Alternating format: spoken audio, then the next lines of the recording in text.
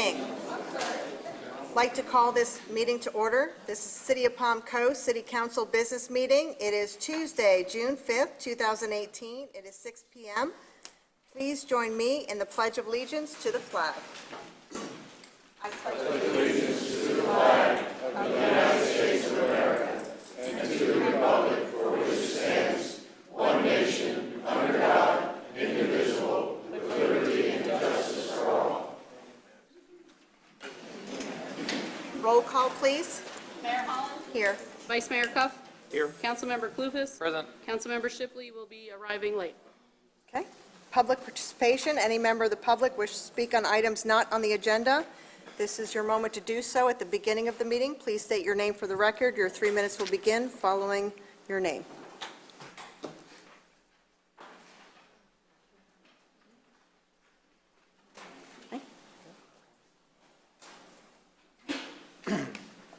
Good afternoon, Mayor. Good afternoon. Good afternoon, council members. My name is Rafael Crisostomo.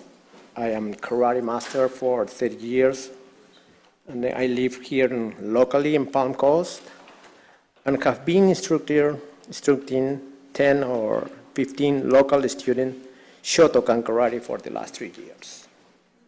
2 years at the old facility, the old community center, and then 1 year at the Friera Samba facility, which was the space given to us to use during the construction of the new community center. We were told by the director at the time that we would be grandfathered in at the same price we have been paying for the last 3 years. That cost is $15 per hour. We typically use the center 8 hours a month. At one point, it was 16 hours a month, depending on the number of the students. Currently, we have not been able to move back because the pricing structure was changed, and we were denying being grandfathered in.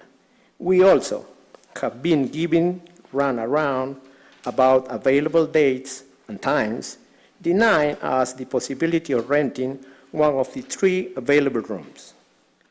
The reasoning provided by city staff was there is not availability, which was not true. Public records request revealed the rooms were available. Also, we know this because several of the parents have checked on their own about dates and time. They were told there was availability until more specific were giving about that kind class, and then we request was denied. For example, one parent was told twice by 2 different front desk assistants that the time requested were available but need to be approved by a director. Debbie Van Kemmer responded by email to one of the parents with this. Jalen asked to me respond to your request for rentals in June and July. Unfortunately, we have no space for ongoing rental due to the prior reservation. This mail was sent to the parents 2 days after request was issued. We tried to communicate with Alex Boyer, director of the community center. Okay, sir, your 3 minutes are up. Thank you for your comments. Oof. Next speaker. Thank you so much. Thank you. Appreciate that. Sorry. Steve Carr, Palm Coast. Recently, there was road maintenance on Florida Park Drive that caused it to be closed really as a thoroughfare. There still was traffic able to pass through as far as detours, but each day the detours had less and less traffic as people found more convenient ways to get to where they wanted to go. Well, when the turn lanes from Palm Coast Parkway, Palm Harbor Parkway were added to Florida Park Drive, it increased the traffic up to 8,600 cars per day, 645 trucks per day. That's a lot of noise. That's a lot of fumes. That's a lot of traffic dust. And so the residents of Florida Park Drive would like to see some kind of relief from all this traffic. I've got a quote or something I'd want to read from the Southern Medical Journal, volume 100. It says, despite evidence that many medical, social, and economical effects of traffic, fumes, dust, noise, as a society, we continue to suffer from the same reluctance to change, the same denial of the obvious that the anti-tobacco lobby faced a couple of decades ago. The denials are similar to those that delayed appropriate action on lead, mercury, and asbestos. Now we seem unable to make a connection between traffic fumes, dust, and noise and disease, despite the evidence, despite the facts, despite the scientific studies. So I would like to see the city do something to reduce the amount of traffic that goes through Florida Park Drive as a thoroughfare. There's really no need for it to be a thoroughfare because there is an intersection of Palm Coast Parkway, Palm Harbor Parkway that's been there for a long time. There was no need to add the turn lanes onto Florida Park Drive to make it a thoroughfare. It's changing the traffic between the two parkways. So I would like the city to do something to correct this situation. Thank you. Thank you for comments. Next speaker.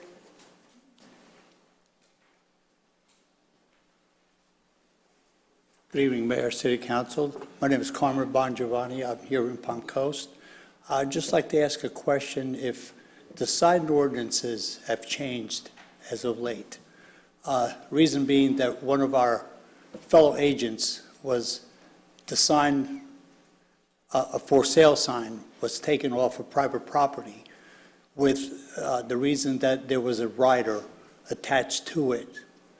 And for some reason, they took it right off and took it, sign and all. It was quoted as saying that it's a nuisance, and there's also another term that they used, a parasite. And that's something that's new and I've never heard of before, so I would like to have an explanation on that. Thank you. Thank you for comments. Next speaker.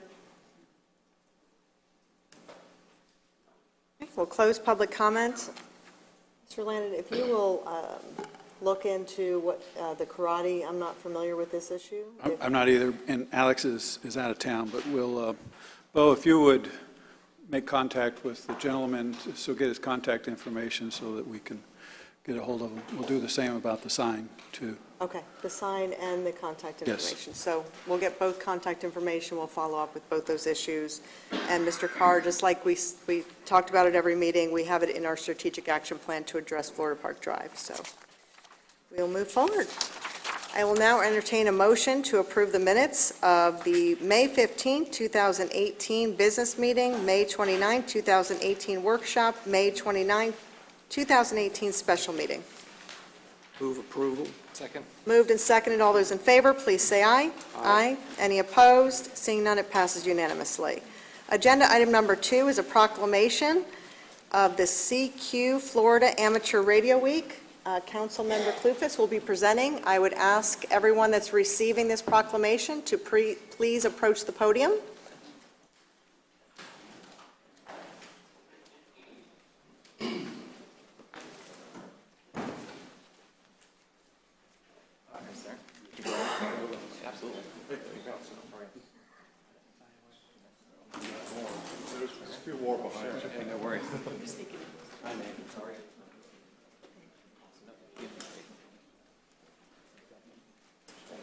Absolutely, no, thank you guys. All right. Mayor, Council, whereas amateur radio, also called ham radio, has historically played a significant role in developing worldwide radio communications, providing a bridge between peoples, societies, and countries. And whereas amateur radio is both a hobby and a service in which participants called hams use various types of radio communications equipment to communicate with other radio amateurs for public services, recreation, and self-training. And whereas Amateur radio operators can use hundreds of frequencies and can quickly establish networks tying agencies together to support their communities with emergency and disaster communications, if necessary, in times of crisis and natural disaster when conventional means of communication fail. Whereas the CQ Florida Amateur Radio Operators is a consortium of ham radio operators along our coast from Daytona Beach to St. Augustine, and they are among the estimated 6 million people throughout the world who are involved with amateur radio. And whereas the amateur radio operators of CQ Florida will participate in a national test, the 24-hour American Radio Relay League Field Day on June 23rd and 24th, to practice these emergency and improvisational skills. And whereas the City of Palm Coast recognizes and appreciates the training and diligence of these hams for their contributions to the well-being of our community. Now therefore be it proclaimed that the Palm Coast Mayor and City Council do hereby designate June 17th through June 24th, 2018 as CQ Florida Amateur Radio Week. In recognition of this important emergency preparedness exercise, we call upon all citizens to pay tribute to all the amateur radio operators of our community. Signed this 5th day of June 2018, Mayor Melissa Holland.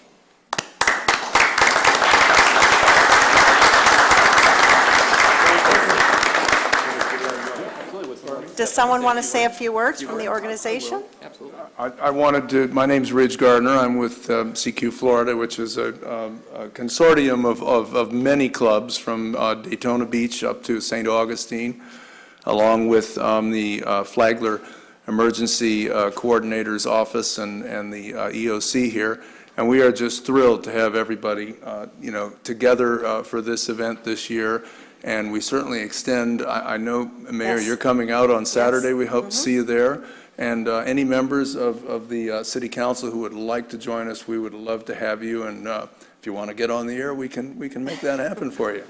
Thank you so much. Well, We I'd really just like to appreciate it. add, I mean, I have witnessed what your teams actually participate and contribute to our community, certainly in not only times of need, but just overall as far as advancements of communication. And we want to say thank you on behalf of the city for everything you do. It's fascinating. If everyone hasn't checked it out, I would encourage everyone to do so. And it's a great organization, so thank you. Thank you. Thank you.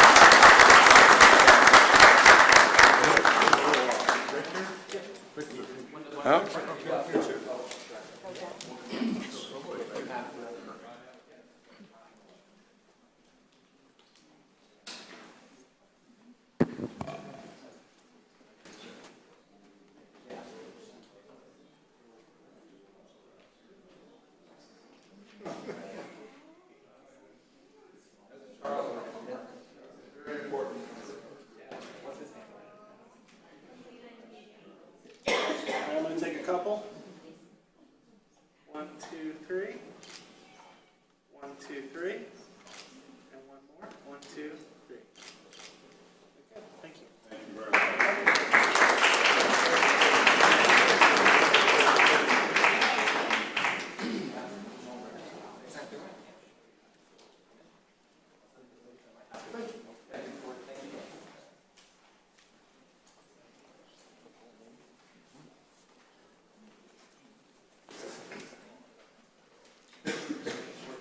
Okay, agenda item number 3 is a proclamation for our 20th anniversary of Firestorm 1998.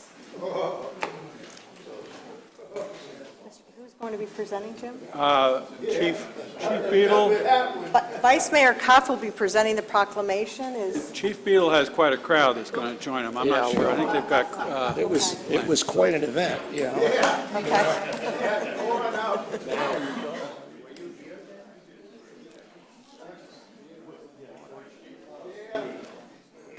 why they all come up, Mayor, Why don't we just celebrate? confirming that after this, they've got a little presentation. Okay. I'll handle that. Make sure, mention that, okay. Everybody up, thanks. I think we got them all. We got up here, okay? Oh, they're still coming. Oh, The kids are in the back. there we go, okay. Whereas the magnificent landscape and warm climate that make Florida so beautiful also make us susceptible to severe wildfires. In the spring and summer of 1998, extreme drought conditions resulted in wildfires racing across the state, and whereas Flagler County was hit especially hard, starting in Seminole Woods in early June, and then in the Pepperdine Drive area before the Ware Fire devastated Matanzas Woods and the F section. There were hundreds of fires in Palm Coast and the surrounding areas, too many to list, with hundreds of homes destroyed. And whereas in the days before 4th of July, Governor Lawton Childs ordered all 45,000 residents of our county evacuated, the first and only time in the history of Florida that a mandatory evacuation for wildfire was enforced for an entire county. And whereas a state of emergency was declared as fears increased that the fires would join the Ware Fire, fire response crews from across Florida and the United States, including wildfire firefighters from California, converged on Palm Coast to assist our local firefighters. And whereas in early June, the winds finally calmed, giving firefighters a chance to get ahead of the fires, still the damage had been done. It was the longest-lasting natural disaster and among the worst to ever affect Flagler County. President Clinton and Vice President Gore visited along with many other federal officials. And whereas Palm Coast soon became a city and the Palm Coast Fire Department was officially transferred as a municipal fire department in April 2000. Today, we have 5 fire stations, 57 career firefighters, over 50 volunteer firefighters, and fire police, and one of the best ISO ratings in Florida and the nation. And whereas the Palm Coast Fire Department and the Florida Forestry Service work together to promote wildfire mitigation ordinances, public education, and emergency response infrastructure to ensure quick and effective response to wildfires. Now, therefore, be it proclaimed by the Mayor and the City Council of the City of Palm Coast, Florida, that June 5th to July 8th, 2018, is 20th anniversary of Firestorm 1998, and wishes to extend our gratitude to all firefighters, law enforcement, forestry, and emergency responders who served during this harrowing time and continue to serve the citizens of Palm Coast, and urges everyone to educate themselves about wildfire mitigation and threat. Signed this 5th day of June, 2018, City of Palm Coast, Florida, by Melissa Holland, Mayor.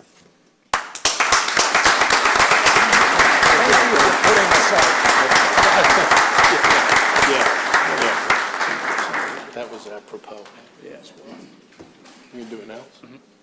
Yeah, Mayor, they have a little video they want to Okay. show real quick.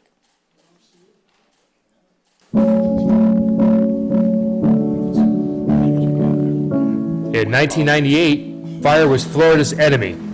Starting in late spring and stretching over 2 months, dozens of wildfires raged relentlessly across Florida, affecting all 67 counties, engulfing nearly 500,000 acres in 2,200 separate fires. All made national news. We all had a vested interest. This was our town, this was our city, and these were our families and friends that we were protecting and serving. To go house to house and fight back the fires if it were their very own. To do that for the people of Palm Coast really shows the pride that they took in trying to save our community. The public's sentiment after they returned and saw either their home destroyed or their home saved was praise for the firefighters. To me, it was very rewarding because we had saved an awful lot of homes. The City of Palm Coast owes its 1999 incorporation in part to the 98 fires. Residents wanted greater protection. 20 years ago, our firefighters took on that challenge, pursuing better equipment, more stations, personnel, training and services with smarter tactics, creating shorter response times, but above all, a stronger hope for saving lives and property. The blue skies came out. we rebuilt. And our department has grown with the city tremendously through that support and the leadership that we've gotten. We depend on our own councils now for that vision in that direction, which we got 3 stations and more people and more equipment. Couldn't be happier. We've been blessed to have the people running this city that we have and allowing us and the fire service to do what we need to do to make it a safe place. You know, our motto is protecting our Florida for a reason. I think one of the takeaways from looking at the 98 fires from 20 years ago to where we're going to be 20 years from now is that fire had an effect on all the people that fought it throughout that whole summer. And we take that information and that experience and pass it along to the firefighters that are coming on board today. They've got great equipment, they've got good leadership that really cares about the employees that are out doing the work. And the best takeaway is that the community should feel confident that we haven't forgotten what happened in '98 and we vow not to repeat it. We know how to fight these fires and now how to use the resources that we are given to ensure that the future is much better than what we had in the past.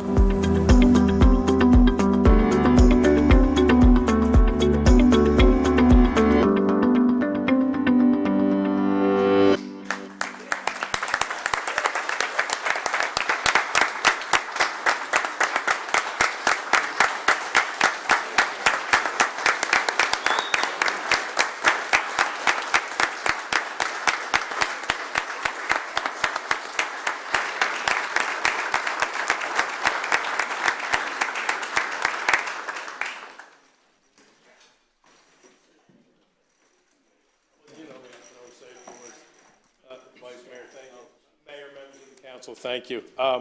It's kind of hard to be standing here and looking at this and realizing it's been 20 years.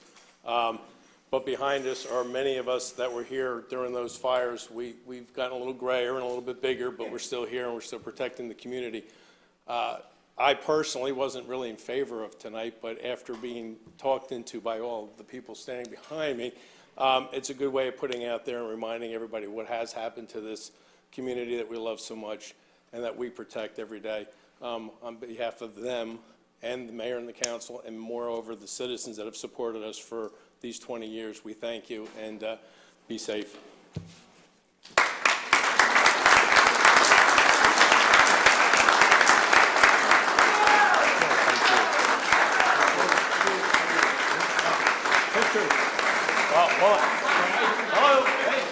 We're not done. We're not done.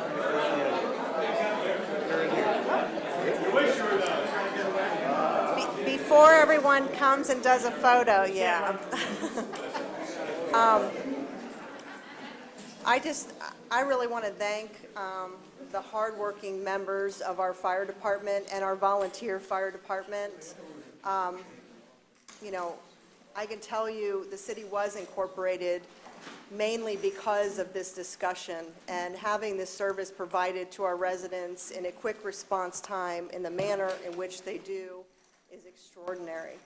And a lot of these men and women protected my father when he stayed in the '98 wildfires. And you guys are all extraordinary, so thank you.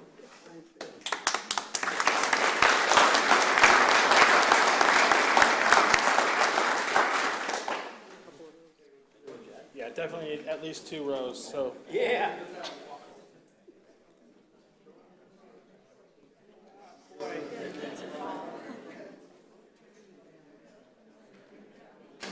I need you guys all to come smush together. Squish together.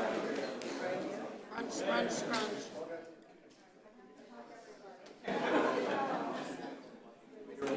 Short ones up front. Jason, like I said, don't be scared.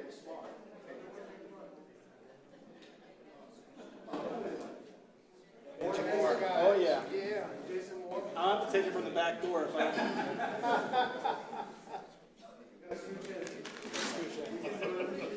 Howard, I won't see you back there.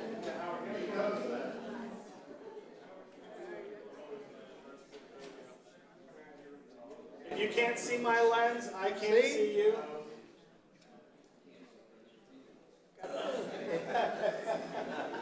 Now get up.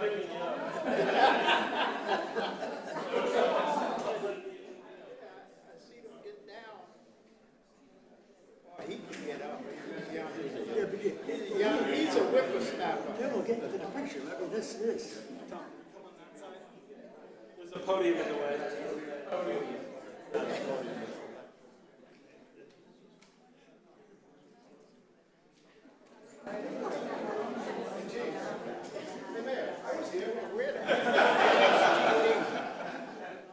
Best for last, John.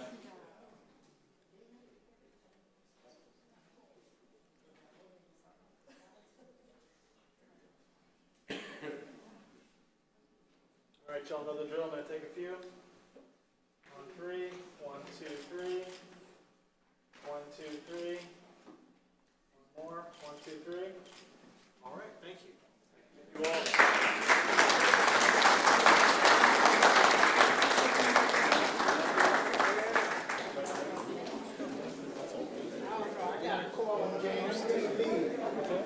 Find out where's that old go. Yeah, where's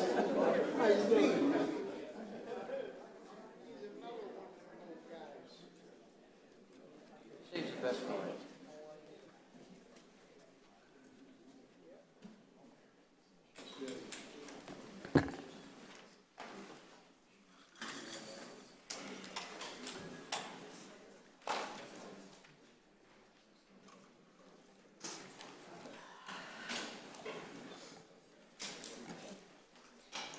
Item number 4 is a presentation by the Palm Coast Historical Society on their new strategic plan.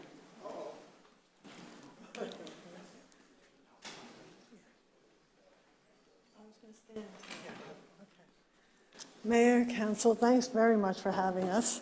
This is the first time we've presented you with our plan of action for the future. And just like our fire department and their vision for the future, the Historical Society has a vision as well. And here's my clicker.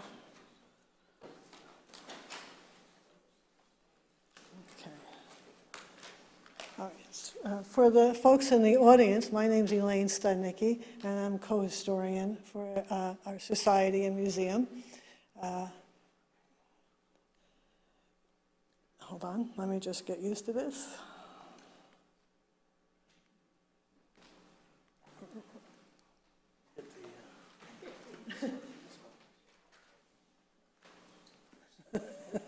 It's all in the buttons, right? It really is. Well, I know it's been a long day. Before I start, I really would like to say congratulations on the wastewater treatment plant. Thanks for not raising our rates. Well done. I like your style. And I like your planning. And I like the planning of the fire department as well. That's what this presentation is about. Not so much about our history, but about our future. And it's divided into 2 segments. Part of it is what we want to do, and the second part is really how we're going to do that. So let me get started. From the very beginning, we've had a mission statement, and it's a good one. It's very clear, it's concise, but we've never really had a vision. And we're working on this vision. And what we want to do is recognize all parts of our town and all people in our town and have them be a part of the history of our city. And towards that end, especially since we've gone from 35,000 to well over 85,000 people, it's time to have a new direction and encompass everyone in our future. So we have 5 goals for the strategic plan, all right? And there's a theme that runs through all of them. You can see that we want to improve not only our presence in the community, but our activity in the community. And so that has to do with these 5 standards. I'll go over each of them briefly, so you won't have too much to watch here, but the common theme among all of them is that they have to do with people. We are a group of volunteers. We're all volunteers. And way back at the beginning, it was the city who said, let's have a historical society. And over these years, it has been the city that has supported us through each of those years. And we are grateful for that. And we want to have even a better tie and work closer together with the city and our community. So let's see what we want to do. We want to increase engagement. We want to make sure that we address our diversity in our city. We want to not only address senior citizens, but we want to address our youth in the city as well. We want to make sure they have the resources to understand where we've been and what we've done. They know that we had a fire in 1998, and they know the impact of that fire in 1998, and now they'll be able to make better decisions as well. So we want to do that, and we want to use some of these and more activities to do that. We want to expand our programs. We want to use Holland Park. It's a great park, and we want to explore bringing hundreds and hundreds and hundreds of people into that park and have history days in the park. We also want to have storytelling, and we want to celebrate women in our history and the diversity of our history. We want to create traveling workshops, and we want to work closely with our county parks, Flagler Beach and the County Historical Society. We have a lot of things in our museum now, but we want to increase those exhibits and change those exhibits every several months so that we can celebrate different parts of our city. We want to put it online. We want to have collection days so that people know that they can bring what they think is an historical piece to us, and we will value that. You know, there's 85,000 plus people in this city, and there's less than 100 members of the Historical Society. That just needs to change, and it will change when we demonstrate the value of our history.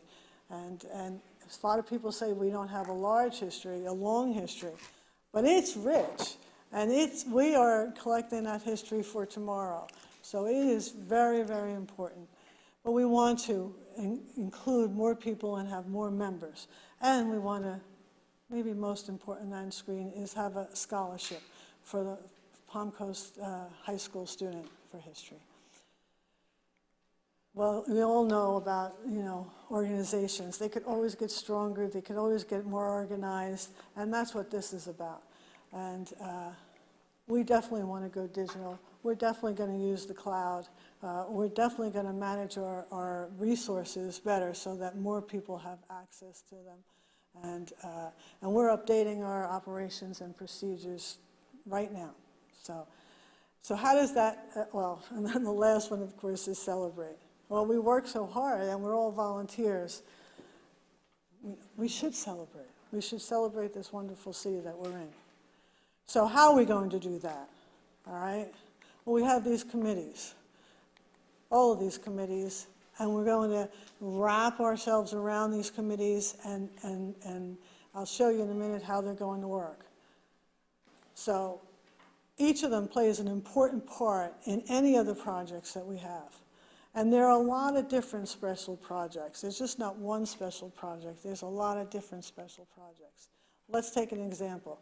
All right, so the catalog committee, you got Patricia Eldridge, you got Arlene Rocco, you got Nancy Morelli, all right, you have Carolyn, and these ladies work hard to document the history that we already have and put it in a way that we can search for it.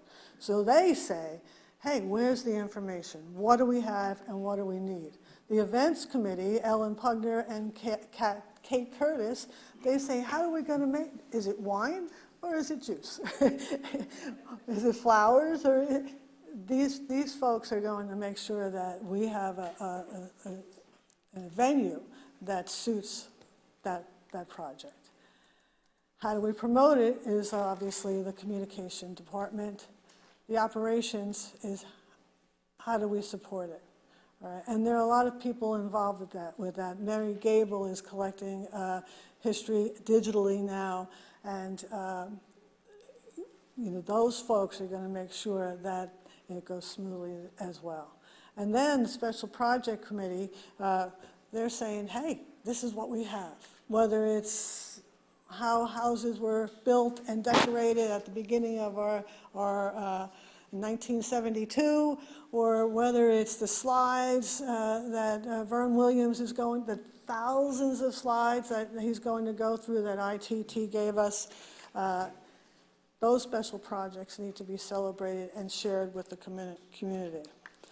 However, we really do need to be real about all of this.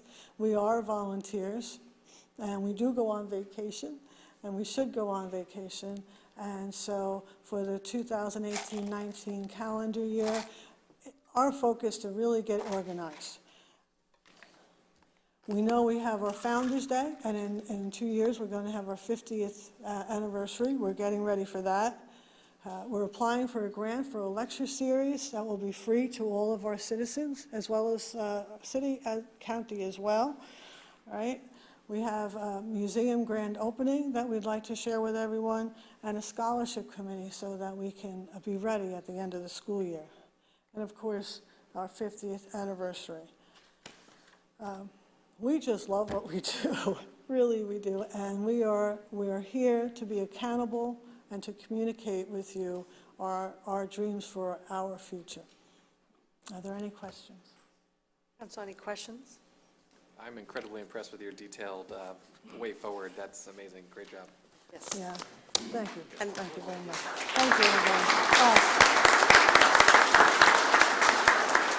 And this could not be done without the tremendous hours of volunteers that have put in many, many years of service to Yeah. get us where we are today. Yeah.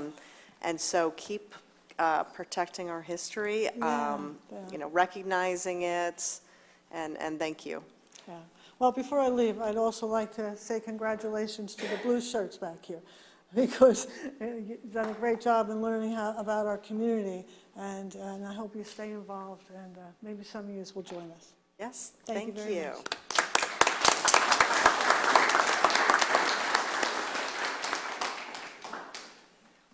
Okay, we'll now move to agenda item number 5, which is appoint members to fill vacancies on the Leisure Services Advisory Committee. Mayor, there's 2 vacancies, so you're getting a ballot, so we need to mark off 2 names. Correct, Virginia? Yes. Oh, I lack a writing utensil. I got his first. Okay, there are 2 positions. Okay.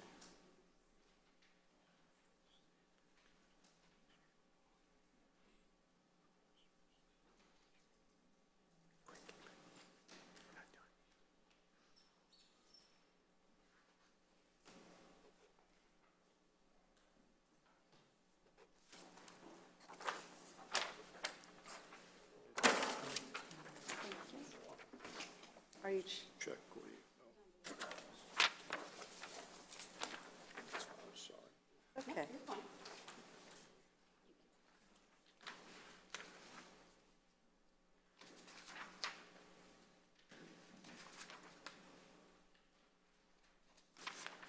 Hopefully, there's no hanging chads. No hanging chads. So we have 1 vote for John Brady, 1 vote for Mr. Archibald, 3 for Bitgood, and 3 for Oliva. Can I have a motion to appoint those 2 appointees with 3? So move. Second. Can I take public comment? We never have. I don't believe so, not for All those in appointment. favor, please say aye. Aye. Any opposed? Seeing none, it passes unanimously. Okay, agenda item number 6 is appoint a city council member to the River to Sea Transportation Planning Organization. This fills the vacancy of council member Nobile. It's a very important appointment. Are there any council members that wish to step up for the appointment? And Mayor, if I may, state law requires it to be an elected official, so this is why you don't have any applicants from the citizens. It has to be one of you. And I would just reiterate, this is a lot of dollars involved, very important committee. I'd be willing to take on the responsibility as long as there was no objection. I believe the meetings are a Wednesday a month? Yes. A Wednesday morning. I could coordinate that, no problem. Is everyone okay? And can I have a motion to appoint Councilmember Clufus? So moved. Second? All those in favor, please say aye. Aye. Any opposed? Seeing none, it passes unanimously. Congratulations. Thank you. Bring back the money. Absolutely. I know. Take on Volusia County. I know. Agenda item number 7 is interview applicants to fill City Council District 4 vacancy created by Councilmember Nobile's resignation. We are going to do this in alphabetical order. We are going to request that each applicant come up to the podium. The other 2 remaining applicants will be asked to leave the room during their interview process to make it fair for all. We're doing this alphabetically, so we are asking for Mr. Johnson to approach the podium first. You have 5 minutes to introduce yourself and talk about anything that you feel would be important for this council to hear on why you would wish to serve on this council for the vacancy of Councilmember Nobile. Okay, thank you very much, Madam Mayor, Council. My name is Charles Johnson. I've been in Palm Coast for 20 years now. In fact, these firefighters saved my house 3 weeks after my wife and I moved into it. So if there's any left, thank you guys. Like I said, I've been here 20 years. I can tell you that I am very honest. I'm a very good listener, and I can prove the listening part. I worked for Sea Ray Boats for 16 years, and the last 13 years of that was as a safety coordinator. And before I got into safety at Sea Ray, we had a horrible, horrible safety record. Once I got into it, myself and my safety partner, Sonia Matthews, tried to figure out how we can make this place safe again. So instead of sitting in our offices, we went out and we talked. I'm sorry, I thought he called me. Sorry. We went out and we actually talked to the people on the floor, 625 people. What do you need to make your job safe? And by talking to those people, we listened to them every day. We ended up being the best safety outfit in all of Brunswick Corporation for 5 of the next 8 years. By doing so, we were given $10,000 every time. And those $10,000 we donated to different charitable organizations in Flagler County. So by listening to the people, we were able to give Flagler County $50,000. So we do listen. As far as keeping my word, I do my best to do that. 9 years ago, I was a cancer patient in the Halifax Oncology down in Ormond. I told those doctors and those nurses down there that if you get me healthy, when I retire, I'm coming back, and I'm going to be one of your best volunteers you ever had. I volunteered in November, and every Thursday, you can find me at that Halifax Oncology, helping those cancer patients get their chemo treatments. Other than that, I'm here.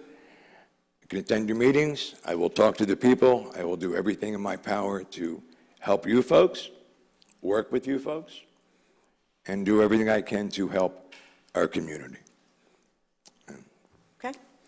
Council, we're going to open it up to questions for each candidate. Any questions for this applicant? I want to start on this end. Mr.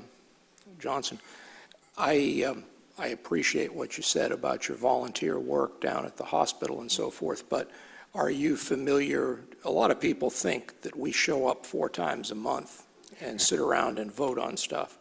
Are you familiar with the other activities, the meetings with staff, the meetings with consultants, different public events that normally some or all of the council members are expected or asked to attend? And is that a problem with your schedule? No, it's not. The only time I'm down there here on Thursdays. Okay. I'm retired. My wife still works, so I can get out of the house anytime. Okay. Okay, that's my only question. She's not here either. She's working. Do you have any experience In the political realm, have you ever been on any boards or before you came here 20 years ago, was your background anything that with an elected body? Are Robert's rules something that you're familiar with, just how we conduct ourselves? No, I was not on any other elected official as a, elected official. I've been a trainer. I've been an educator of safety. I've been a bartender, which I was when I ran for mayor.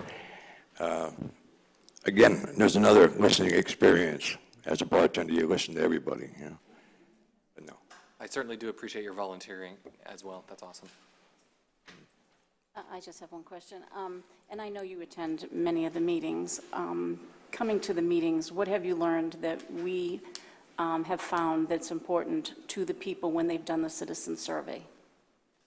Many of these meetings, has he attended? He's been to many of our meetings. Okay. That I've seen him here. Yes, I've been to quite a few of your meetings. I like the way you guys work. You work well together. I think we could all listen to the public maybe a little bit more on certain issues, but I think you all worked well together. So, and I would appreciate having the opportunity to work with you. I have one more question, Mayor. Sure. Is there one thing in particular that you've observed from our meetings that you perhaps would have voted differently than the majority of our council on? There are occasionally votes where they're 3-2 or now 3-1 or potentially split, although we haven't had that happen yet. Is there anything that you would have aired on the other side of choice? Yes. As far as changing zoning from different areas to different areas, yes. Okay. As far as multiple family homes to single family homes and that type of thing, yes. Understood. So to follow up with that, can you clarify what you mean by you would change the vote on the zonings? What in particular? Well, we've had several different votes on zoning, and we've gone from single family, we've taken multiple family home area zoning, and we've changed it to single family homes because it was said that we didn't need multiple family zoning. And then a year later, we have single family homes, and it was changed to multiple family homes because all of a sudden we needed it. And we have a lot of multiple family homes. So I'm not sure, I'm not saying it's right or wrong, but maybe by being up there with you folks, I can understand why we do certain things. Okay, so we have a lot of important discussions coming up throughout your tenure if you were to be appointed. What do you think in particular you would bring as far as our strategic planning approach? What do you know of it and our budget process? I'm not really up to date on your budget process, to be honest with you. Okay. And to speak in addition to Councilmember Shipley's questions, what on our citizens survey do you agree with, and what are the priorities that the citizens has deemed as their top priorities for our community? I think education is a top priority. Housing is a priority. And just getting out there and listening to the people is a priority of my own. Okay. Mr. Johnson, have you taken the Citizens Academy? No.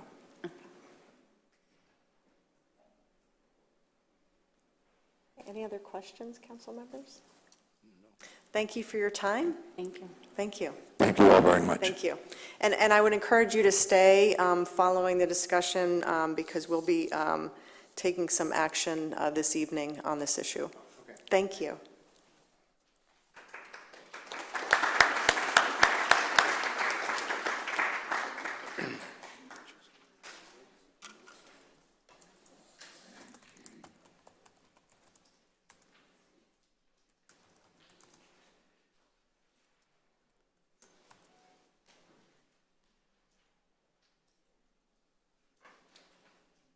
Okay, as the other applicants, we are giving 5 minutes to introduce yourself and speak about anything that you think would be relevant for this council to understand about your intentions, why you're applying for this position, and just overall about yourself, and then we'll open it up to the questions from our council. Good evening, Councilman and Council ladies. Thank you. I appreciate the time and the opportunity to speak here and to put my name in for the replacement of Mr. Nobile. My name is Vincent Lyon. I'm an attorney. I've been practicing here in Palm Coast since late 2013. I work primarily in probate and guardianship law. So as far as that goes, it's an area that requires a good deal of consideration and care for people who can't care for themselves. And I'd like to take that attitude and focus and apply it in the city position, realizing, of course, that there is an election coming up and there is going to be somebody else taking the position after the citizens have voted. And so I don't expect that this position is going to be something where I can change the world or even make a substantial change to the course of Palm Coast. I would like to be able to have the opportunity to take things that I've known, take the educational background I have, the practice background I have, and help to deal with some of the issues that are immediately pressing and that for which you need a 5-member council. Issues such as the relations with the county. I'd also like to be able to work a little bit on maybe nudging the agenda of the city council going forward with issues that are important to a large segment of the growing population. And I believe things such as environmental consciousness issues. A gentleman earlier today spoke about fumes, traffic fumes being an issue. While he talked about it being focused on Florida Park, moving it over to another street isn't really the solution. I think the city's done a great job. I noticed when coming in here, they've got alternate energy source stations here at City Hall. Other efforts to encourage that kind of thing are, I think, a good move toward the future. And I think that a very future-oriented perspective is important here. We shouldn't be looking back. This city is growing again, growing at a great rate. Prices are going up in housing. The available lots are fewer and fewer. We need a very high focus toward the future. If I can do anything to contribute and support in the process coming up to select a replacement for the city manager, I realize that Mr. Landon's here till the end of 2019, but at this point, I'm sure there will be a lot of things coming in from the committee, from the group that you're going to select tonight to search for a replacement. And I'd love to be able to help and assist in that aspect. Since I've moved here, I've really tried to make myself a part of the community. I'm active in numerous volunteer groups. I'm active in various business groups. I try to get just known, not as a self-promotional thing, but as the fact that I really like to feel like I'm a part of where I live. And a lot of people are transplants to this area, and I'm one of the more recent ones. But in the few years I've been here, I think I've learned a great deal about this very diverse, very interesting, and well-rounded community that we have. And I look forward to being able to give some of myself to help, serve my community. I've been following as best I can a lot of the issues that I hear people raising, complaining, and I'd like to be able to add my ears more than my voice to this community. Great. Okay. Council, we'll start with Councilmember Shipley this time. Number one, have you completed the Citizens Academy? Yes, I have. Number two, I know you said you follow, because I haven't really seen you at many meetings, but you said you've been following the issues. With our citizen survey, what did you find that was some of the most important things that people have on the citizen survey? Things that they were concerned about? I did not read the results of the citizens survey, so I'm not sure which were most concerned with the citizenry. From my social media and talking with people around, I've heard people mainly complaining, I say not mainly complaining, there's certainly lots of praise. There are a lot of good things being done, a lot of accomplishments. But I think there's a lot of a lack of information about them. I didn't hear people talking about what were going up with these solar trees around the town center lake, other than when they happened, all of the commentary about what is this, why are they there, who made this decision. I think that the biggest issue there was outreach, getting the word out to there. I'm all for solar panels, adding if we can contribute back to the grid the way these systems do. I think it's great. I think that the word needs to get out better on things like that.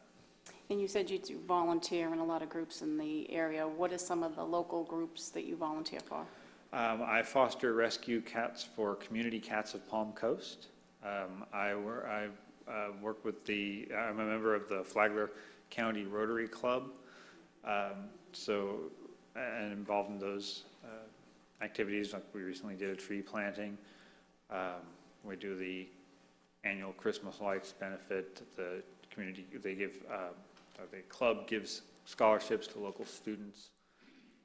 So I have some limited time, but those are two charitable organizations that I work a good deal of time with. Okay, thank you. Have you worked in the capacity of being an elected official before?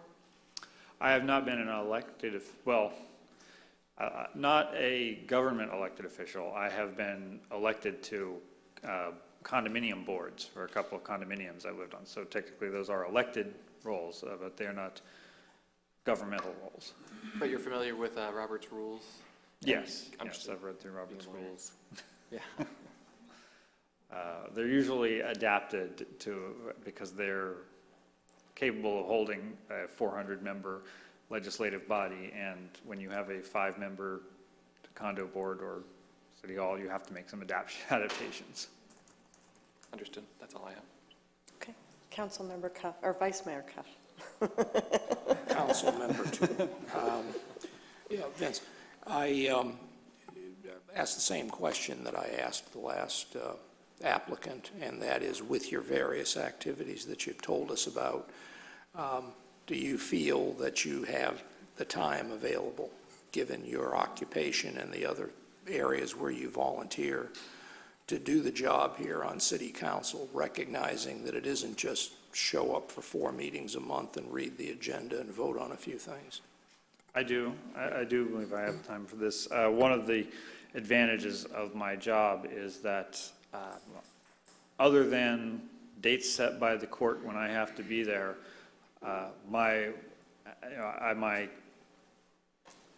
as long as I'm getting the work done, if it means I'm working at night, I'm working at night. If I have to adjust my schedule around, I can do that. And so I have that flexibility, so that would allow me to give more time to the city. Yeah. And just to sort of a follow-up to that, obviously I'm familiar with the firm where you practice.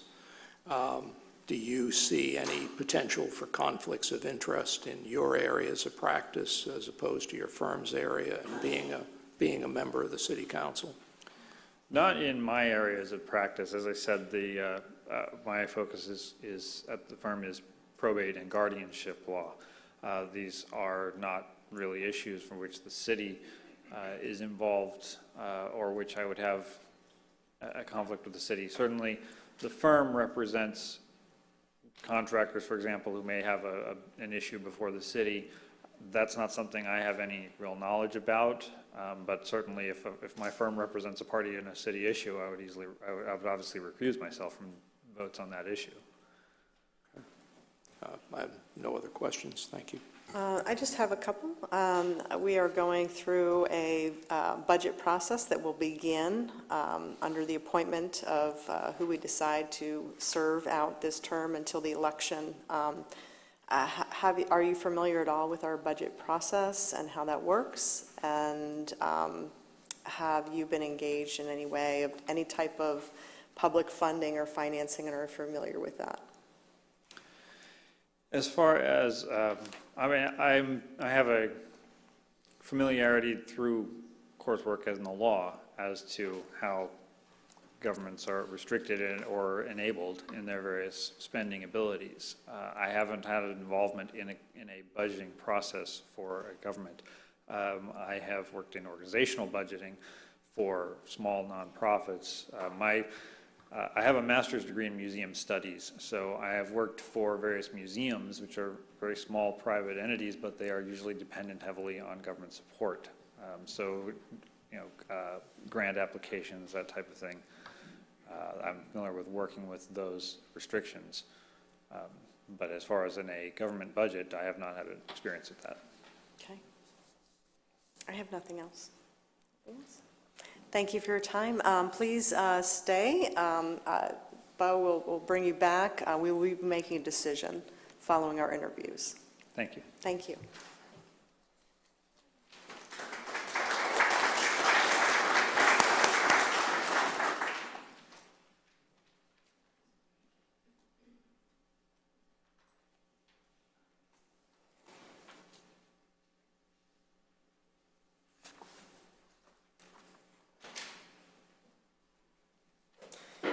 So welcome. We are giving each applicant 5 minutes to state your name for the record and tell us anything you think would be of importance for our consideration during this process, and then we will open it up to a question and answer from our council. Mayor Holland, I have no statement. I can give you my background, and I'll be prepared to answer any questions that you have. Been a resident of Palm Coast since 2010.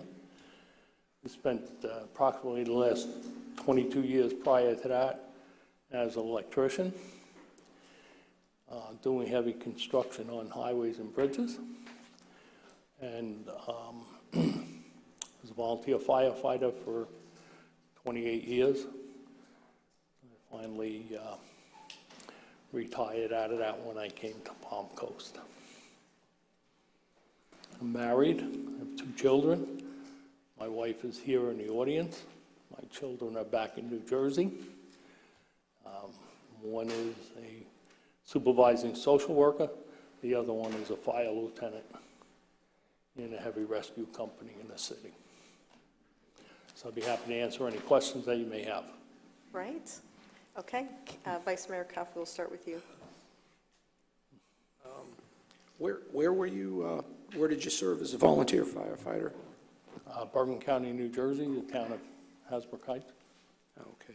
And what, as far as the time requirements for the position, if you're appointed, are you aware of the council activities required other than just showing up for the 2 business meetings and 2 workshop meetings a month, in terms of other business hour commitments to meet with staff or meet with consultants or different things like that, or after hours activities that frequently council members are either asked to attend or have to attend for various reasons? I'm fully retired. I have 1 conflict in a council date this month, if I was to be appointed. And between now and the approximate time I think that someone will be elected to the position, I have no conflicts. I fully understand that the mayor and council meet 4 times a month. I believe 2 workshops, 2 regular council meetings, and any other special meetings. Certainly, I have no problem with those. As long as I have some advance notice, I'll certainly not have any appointments for that date. But right now, I have nothing. Thank you. That's my only question. Have you ever acted or been elected into a position where you're working have you ever been in a position where you were working as an elected official or an appointed official, either in Florida or in New Jersey? Any experience with Robert's rules and our procedures on how we do business? I ran for election 1 time. I lost the election by about 600 votes. That's my only exposure to the political arena. As far as the municipal government and the ins and outs of operation of the government, I was a fire chief, ran a department of 60 men.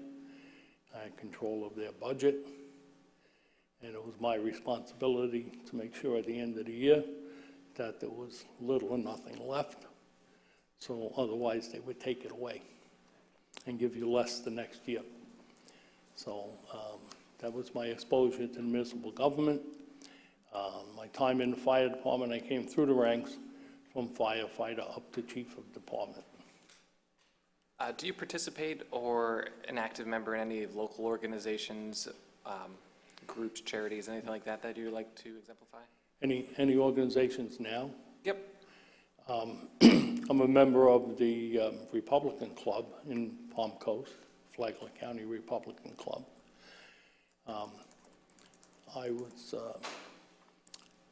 I am a member of the Emergency Management for Flagler County, but they seem to send my communications to someone else, and I've attempted to correct it numerous times, but each time they change directors, I guess my attempt leaves with the director.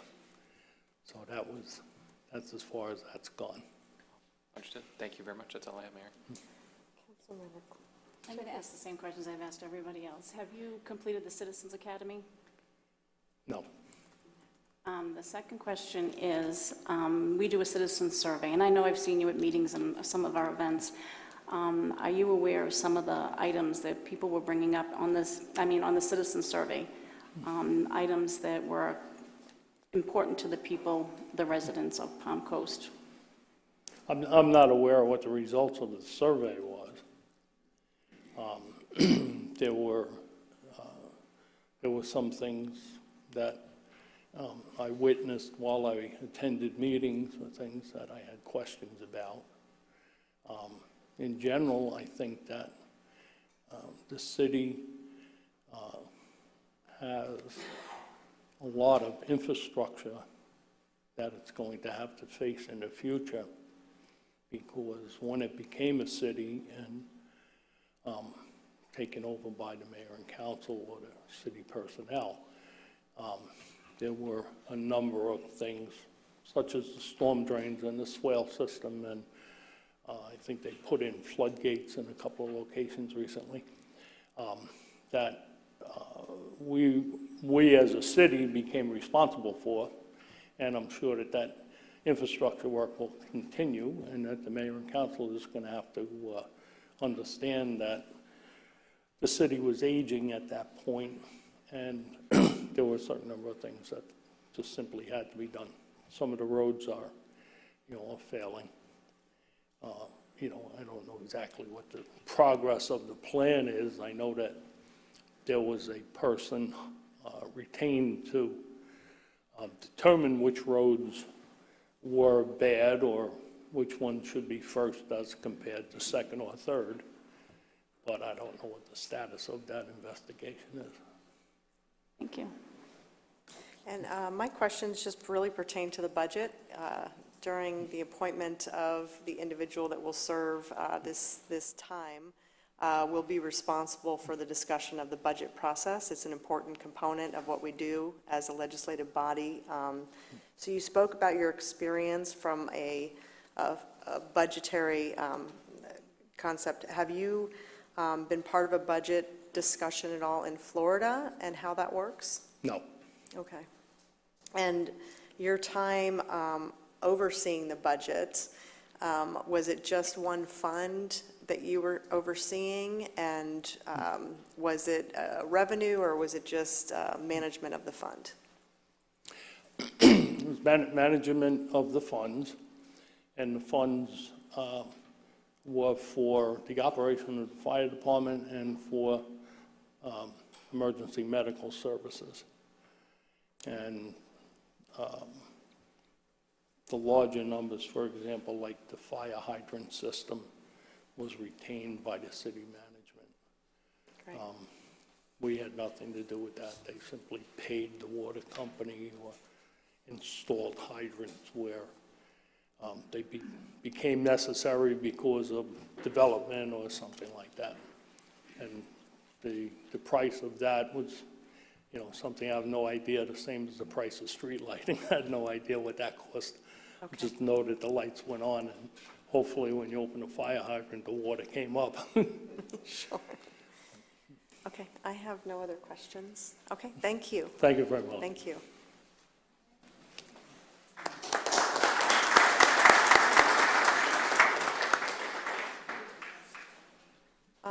Okay, council, so I can open up to discussion by city council members. As far as this appointment goes, this is under our responsibility. So is there any discussion, or I would entertain a motion? I thought all three candidates were great. I thought they were all great individuals. I'm leaning more one way than another in regards to some of the background of one of the individuals. I don't think there's necessarily any negative components to any of the individuals. They all seem like great people, and they're obviously volunteers in our community. With that being said, I'm a fan of individuals who participate in their community, and I honestly think that some of the organizations that Vincent listed are critical components to our City of Palm Coast. Rotary and the Community Cats are two things that I know the council's had experience with, and it's always been positive. The other two gentlemen are also great, and they have volunteering experience, which is phenomenal, and I know they're both good men, but Vincent is as well. Any comments to that? Other than to echo Mr. Kloufus's comments, I was impressed with all three applicants, and I'm not trying to start anything, but has the qualifying period ended for whoever is going to run for District 4? No, I appreciate them all putting their names in for this job and recognizing the limitations of how long they're going to serve. I do think, given what we are going to be facing in the next 5 months, again, and I don't say this just because he has a beard and just because he's a lawyer, but I am also, inclined to appoint Mr. Lyons, but it's a much more difficult decision than you might think, given that I know Vince personally a lot better than I know the other two gentlemen. And I guess that's kind of the way I look at it too. I think all three are perfectly capable individuals that can do this. For me, it's when I look out who I actually see that attends our meetings. So for me, it would not be Vince Lyons, but again, I think all three are capable of doing it. For me, it would be Mr. Thomasy. Like everyone, I'll echo the comments. This is not an easy job. It's certainly not easy to come before a council and interview openly. I appreciate everyone's time and understanding of doing so, since we are under the Sunshine Law, and everything we do is subject to the Sunshine and public records. So it's an important component for anybody to really truly understand the dynamic of how this governing body works. Frankly, we are not allowed to communicate outside these meetings, so everything we do is in these meetings, and it's important component as we work through this. So I really want to thank each and every applicant, because public service is one that is unbelievably rewarding, but it is a sacrifice, and most people that have never sat up here do not understand quite what the sacrifice can mean personally and also professionally. So I appreciate everyone taking the time. And I was interested in hearing from everyone, frankly, and their backgrounds and what they could contribute to this process. We have a short window of opportunity to have somebody represent this district and this seat. Again, I think it's important to note the City of Palm Coast is set up in a way to represent districts, and to have an advocate and a voice for that district will be very important as we go through this process. I would tend to think that at this point, my support would be for Mr. Lyon, just due to the fact that of his experience and his knowledge and understanding of the laws that we abide by, and certainly our meetings and how they're run. And the fact that he has graduated from the Citizens Academy certainly plays a lot in my mind.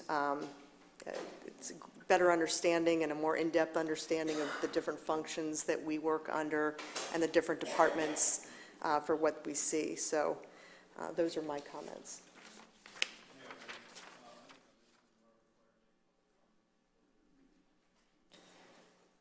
So we will open up to public comment. Any member of the public wish to make public comment, you have up to 3 minutes. Please state your name for the records, and your 3 minutes will begin.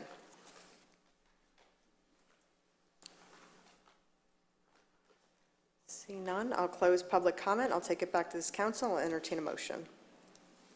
I'd make a motion to appoint Vincent Lyon to the vacancy of council seat number 4 in the city of Palm Coast. Second. Okay. All those in favor, please say aye. Aye. Aye. Any opposed? Nay. Okay. Passes 3-1. Okay. Thank you again for everyone who has applied. We will now open up to agenda item number 8. Mr. Lyon, at the, we could. At the end of the meeting.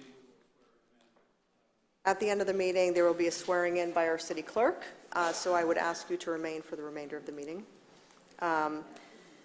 So agenda item number 8 is an appeal of bid protest for ITB UT 1830 pep tank panel assembly by Integrity Sales and Marketing Incorporated. I would ask those, the company that is here to appeal, to please state your name for the record. We are opening up for 5 minutes. Is the company here?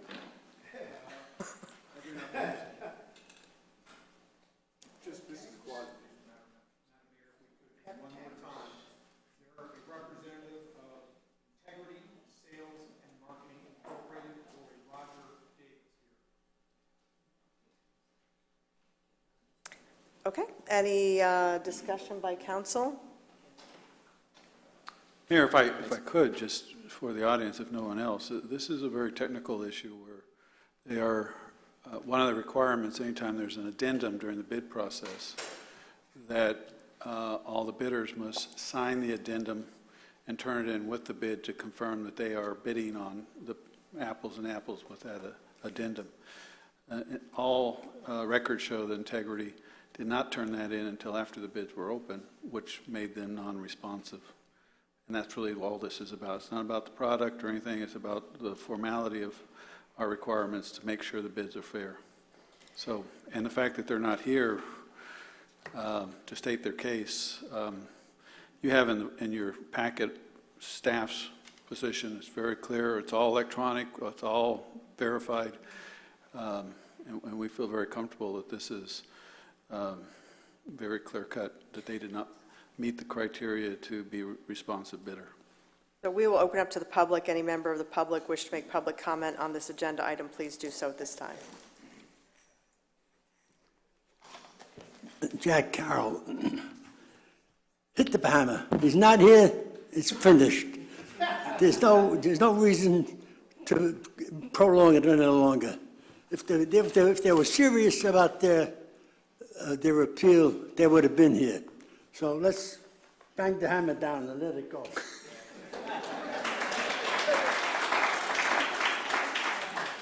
Well, thank you for your comments, Mr. Carroll. Next speaker. Seeing none, we'll close public comment. We do have to take formal action on this item, so I believe we need a motion to uphold the city's recommendation to... Actually, our decision. You would be upholding our decision. So do I have a motion? I move to uphold our decision for awarding the bid. Second. Moved and seconded. All those in favor, please say aye. Aye. Aye. Any opposed? Seeing none, it passes unanimously. We'll now take a recess of our city council and open the State Road 100 Corridor CRA meeting.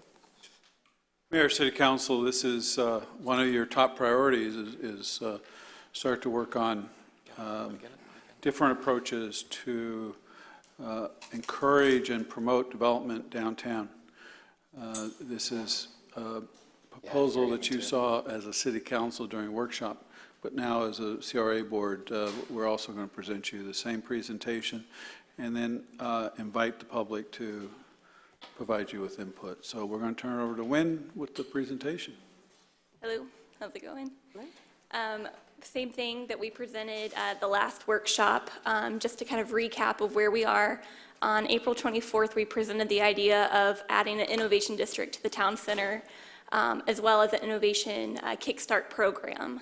And after that, we took your feedback, also met with the master developer and also the innovation district, which is an internal member group that has met a few times since then.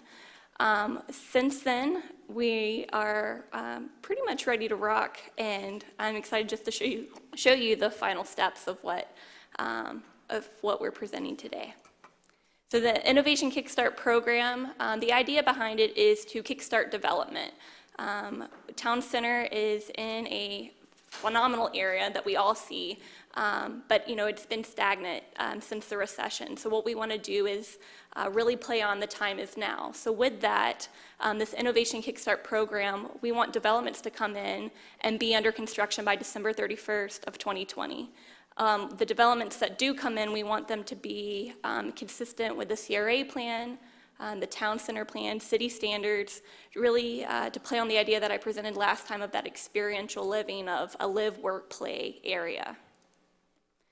With that, we want the developments that come in to be a part of the innovation district, which I'll show you a map here in a second of what that area actually entails, but also limit it to the first 500,000 square feet of non-residential and 1,000 of residential units to kind of play on timing is of the essence with this program.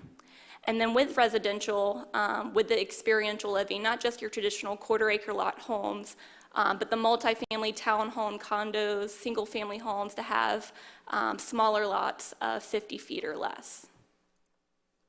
So with that, you might remember this map from last time, but this is the innovation district that's mapped out, and the two new areas that were added from the last time that last time presented in April. The two additional areas were over by Florida Hospital, so you'll see that in the pink area that's circled, and then behind City Hall, that area of 19 that's circled to include some residential areas. So funding guidelines for developers, what we want to do is provide city credit of about $5,000 per unit or per 1,000 square feet for non-residential. And then there will be certain thresholds in place with that. So as we do give these credits, there will be certain standards for the developers, time limits and constraints of those sorts. And funding of the credits will be used to utility impact fees. You'll see that's highlighted something different than what was originally presented, and it'll be paid through the CRA. In addition to what we're offering, the master developer has also said they were willing to contribute 240,000 transportation impact fee credits, which they've obtained through the infrastructure that they've already put into Town Center. So to kind of look back and see where the funding through the CRA would come from, if you look at Brookhaven development as a comparison, in 2017 it had a taxable value of $10 million. There's about 117 residential units in that area, and each unit brings about $1,000 per unit to the CRA fund. So if you look at that through 2034, that development brings about $1.8 million in addition to the CRA, and that's about $15,000 per each unit. So in the grand scheme of things, when you think about a development that would come in, we're giving $5,000 in assistance per unit or per 1,000 square feet. They're increasing the CRA at about $15,000 towards the end of that 2034. So what we're asking today is to consider amending the CRA to include the Innovation District, which was that map that has the areas mapped out that's in the CRA and in Town Center, to consider including the Kickstart program for development to come in, and also the boundary map. And then also approve Exhibit B, which is the program criteria for developers to come in and apply and receive those credits. Council, any questions or discussion? I think you're spot on. The time is now for development in Town Center. Thank you. This opportunity zone that we've been designated, is that over the CRA? I don't remember. Is It's that? definitely a piece. Okay. And it's more from a governmental, it wouldn't be a part of this program. It's definitely another layer that can help kickstart development in this area. It's the same meets and bounds that's been designated? It's above, or it goes beyond the Innovation District. It is the CRA Town Center area. Okay, good.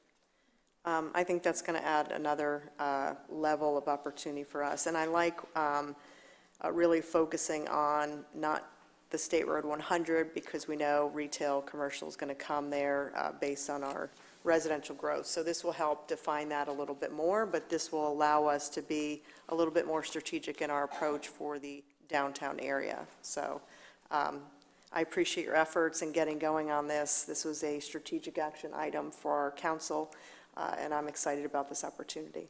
I'll open up to the public. Any member of the public wish to make public comment on this item, please do so at this time.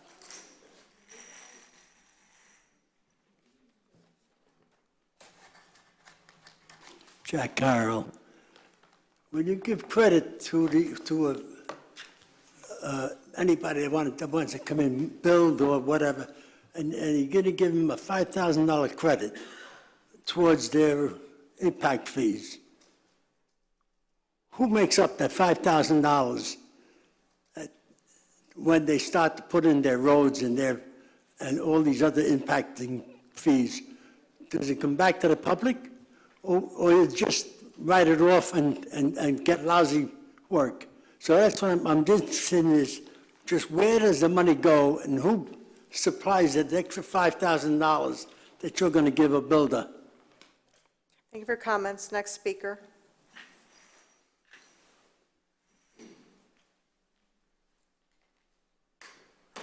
Edward Byer, citizen. I've lived here since 2007. However, I'm very familiar with this area because my mother came here in 1973. One of the factors that we've always had in this community, our forefathers always had, was this was a beautiful community, but it's always spread out, not compacted. And my concern is, if in this town center, we're talking about 50-foot lots, jamming in as much as we can for whatever reason. I also read an article where they're thinking about homes with a one-car garage. Now, when I grew up, we had a one-car garage because not many people had cars. But now people have 2 and 3 cars. And if you're going to squeeze down homes, I just don't think that's a great idea. I think we need to keep in mind how we've made this community, that it's open, that it's beautiful, and that it's meant for all. And we should just continue with those standards rather than trying to compress and jam as many people as we can into the new town center. So that would be my thoughts, and I appreciate you listening to them. Thank you. Thank you for your comments. Next speaker.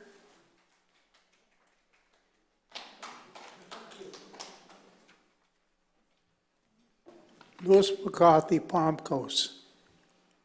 It's only one thing about having it tight knit place is transportation there.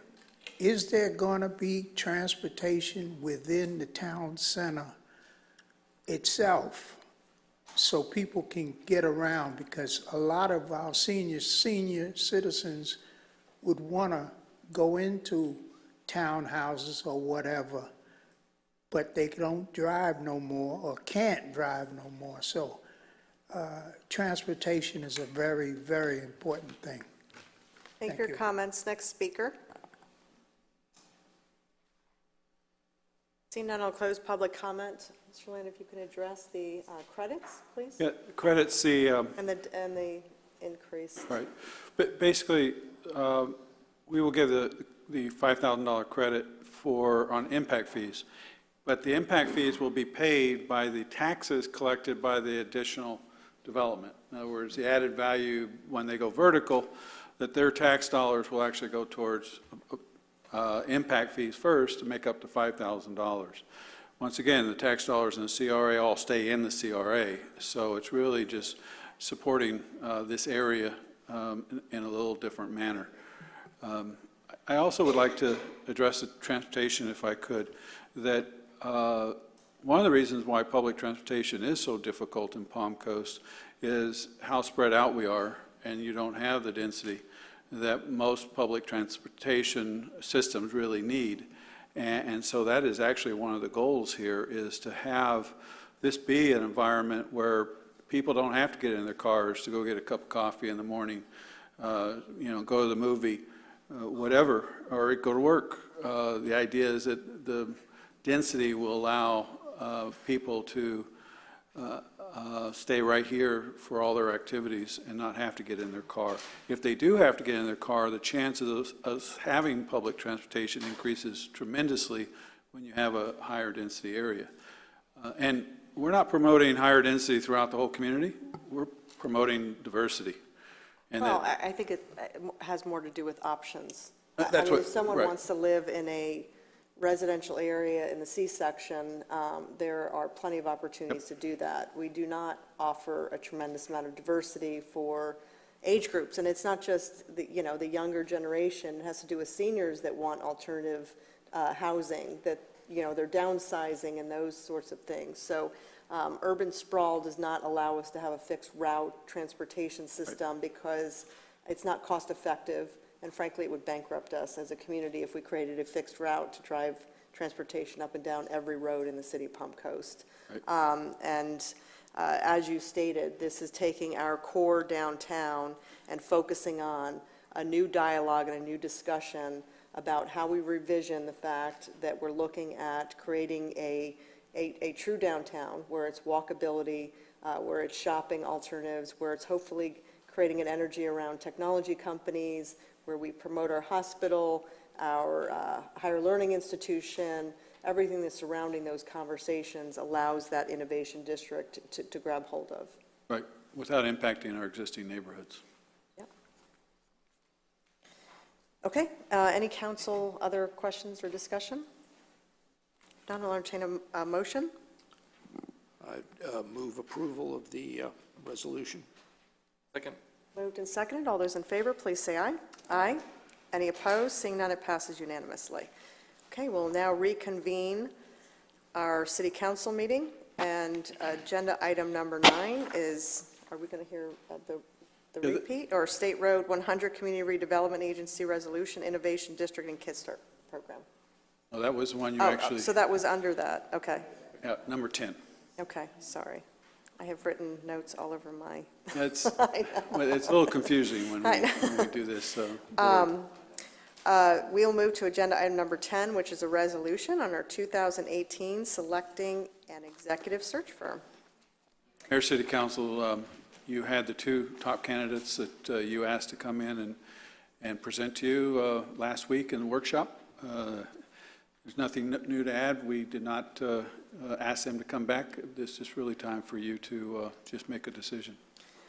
And I just wanted to add, so Councilmember Clufus had asked us to consider Magellan being part of this component, and I have put a lot of thought into that. I think it's actually a good idea, and I think I have a resolution for that, and also taking into account Vice Mayor Cuff's want and desire to make sure we're looking at a well-rounded applicant as far as that goes. And so I spent a lot of time with Magellan today.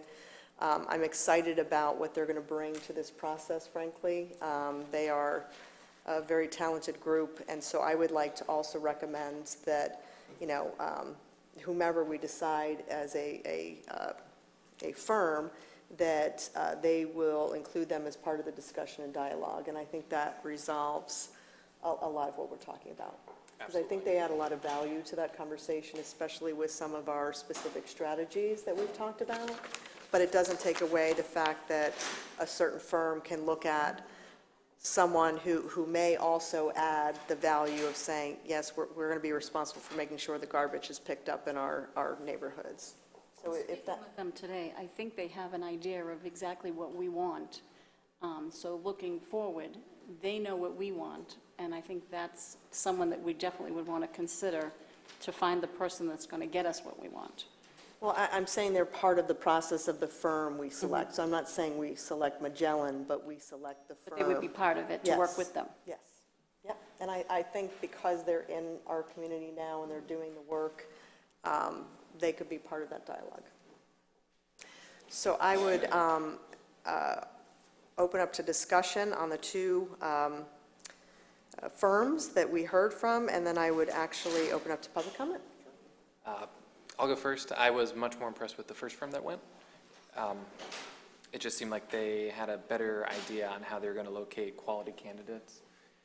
They had a better presentation. It definitely came off in a way that led me to have more confidence that they would be able to produce a quality city manager that definitely, like Bob says, can, you know, keep the roads paved and keep the trash picked up. And that's how I feel. Did you want to add anything? I agree. My concern would be, are they going to be willing to work with Magellan? You know, I think we'd have to bring them back and ask them how they feel about having I someone think that that if would. they want to be our contractor, they will work with Magellan. That's part of our motion. Yeah. I don't think we're going to ask them. I think that if they want to be part of it, that could be part of the motion. Okay. Yeah. Well, and that would be my only concern. I tend to agree with Councilmember Clufus. I was more impressed with the first firm that presented in terms of what they have done for the kind of position we're trying to fill. But I would like to make sure, and I guess this is more a question for the city attorney and city manager, that we're not getting ourselves crosswise with the bidding process and the request for services and so forth. I think what I see is, though, they recommended in this process that we recommend certain areas that they either market to or that they consider. And I think that allows us to recognize that that is one of our recommendations through this process. I mean, again, I'm not a big fan of just, frankly, I mean, I spent a lot of days last week at the Florida City County Managers Association, and no disrespect to our certain city manager, but there's a lot of regurgitation that happens in Florida City County managers, and it was very apparent with the managers that I spoke to that they go from one community to the other, and I have not heard that that's really what this council would be looking for in an applicant. So I'm not a big fan of just saying, let's go put an ad in the Florida City County Managers or the ICMA or the Florida League of Cities, but really, I think this allows us to say, these are our recommendations that we want you to work within the confines of saying, we want you to market in a more creative way, and these are some of the areas that we see would benefit this process. If I may, to try to address Mr. Cuff's concern as far as the bidding process, actually, whoever you select, they will not just do Magellan, but anybody else that you may suggest. They may find somebody out in the community that suggests you need to reach out to a certain group. If you recall in the interviews, they talked about having their core resources that they push out the invitations to, but that they are very willing to push it out to anybody else that you suggest that you would like them to do so. So this is right. This is very consistent with what they do, and is in no way violates their proposal. In fact, it's consistent with their proposal. So I have no problem with this. And after you hire whoever you hire, you're going to ask them to do. They work for you at that point, so you're going to ask them to contact other firms. That won't be a problem whatsoever. Mayor, Vice Mayor, you may remember this was not a request for quotes. This was not a request for proposals, a request for solutions. So it's a very fluid process. So as the city manager has indicated, because of the way that this search was set up in the first place, it will clearly be within the scope of what they were anticipating. Should not be a problem at all. Another thing that they brought up, though, was that the managers that we would see now are not going to wait around till August of 2019. So either we're doing this very premature, or we should do, I don't know, hire them and then tell them it's now. We want to fill the position, which I don't think is what the rest of the council wants to do. So are we doing this premature because people that are going to come forward now, where they're not going to wait and say, okay, we'll come in August of 2019? If I could clarify, Mayor, they won't get started right now because it is too soon. So, but this is a process. So whether you hire them now or you wait until, closer to my retirement, they will, they said about 120 days. Just make sure they get it in their plan. But no, they're not going to start recruiting somebody to start working here more than a year from now, because nobody's going to apply with the idea, or you're not going to get much applicants. So this will be a process that I think is very good that you hire someone to help you through that process. They're the experts, and they will use their time and as efficiently as possible and not get started too early, but can communicate with City Council as we go through the process. So I would encourage you to get somebody on board that can assist you in this process. Okay, so I'll open up to the public. Any member of the public wish to make public comment on agenda item number 10, please do so at this time. Seeing none, I'll close public comments. I'll take it back to this council and entertain a motion. I would make a motion for approval of selecting the first executive search firm that presented at our workshop. SGR, and also add in that we would like them to work with Magellan throughout the process. Second. Okay, moved in second. All those in favor, please say aye. Aye. Any opposed? Seeing none, it passes unanimously. Our consent agenda. Any member of the public wish to make comment on 11, 12, 13, 14, 15, 16, 17, or 18, please do so at this time.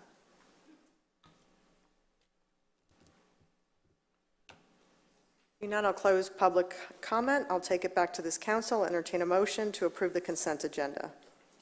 Move the consent agenda. Second. Moved and seconded. All those in favor, please say aye. Aye. Any opposed? Seeing none, it passes unanimously. Agenda item number 19, a presentation of certificates to graduating students of the City of Palm Coast Citizens Academy class. I believe that I will be going down to the podium and we'll be presenting the certificates, and then we'll take a photo. Right. Okay. So over the past 5 weeks, our citizens have attended different locations throughout the city and had an opportunity to see how different departments work. So we're super excited to have all of our graduates today. I'm the B team. Normally Cindy does this, but she had some health issues. So we'll go ahead and start calling names. Alan Capshaw. Yeah. And when you receive your ticket, if you would just go up there for a photograph. Good job, Alan. Bert Cordwell.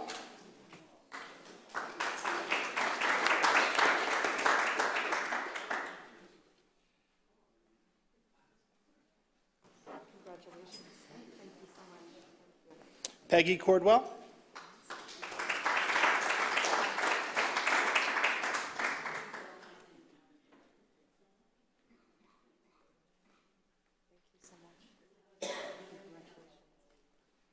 Mark Ellison.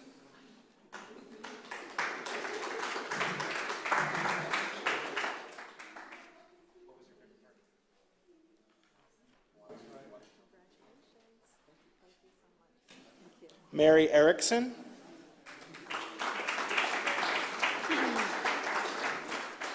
Congratulations. Sharon Erickson.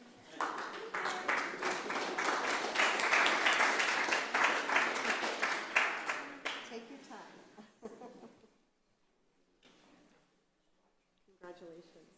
Thank you so much. Thank you. Vern Erickson.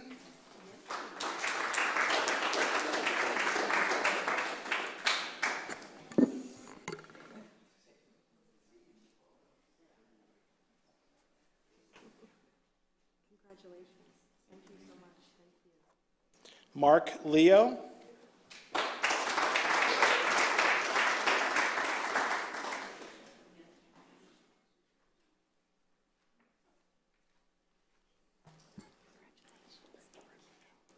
Terry Maga.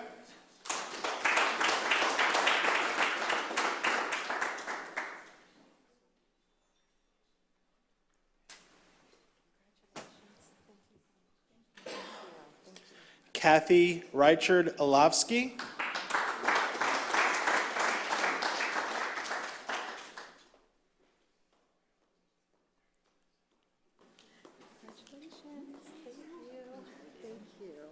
Sherry Redamozo.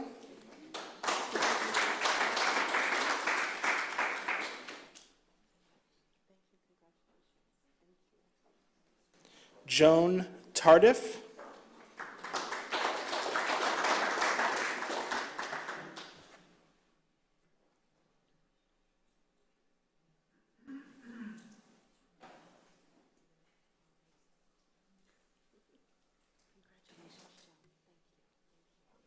Don Tardif.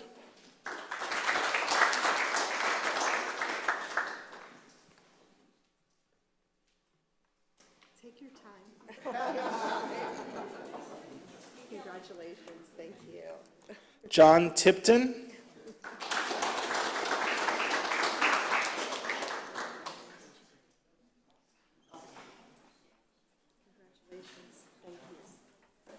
Constance Wolfson.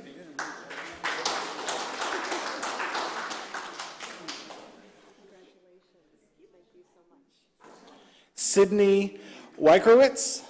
Did I get that right? Close?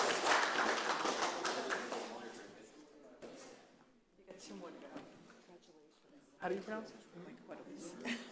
Stan Wykwetowicz.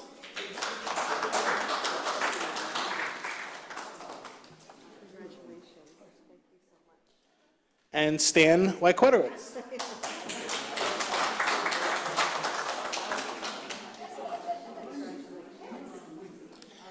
We're probably going to have to make 2 rows.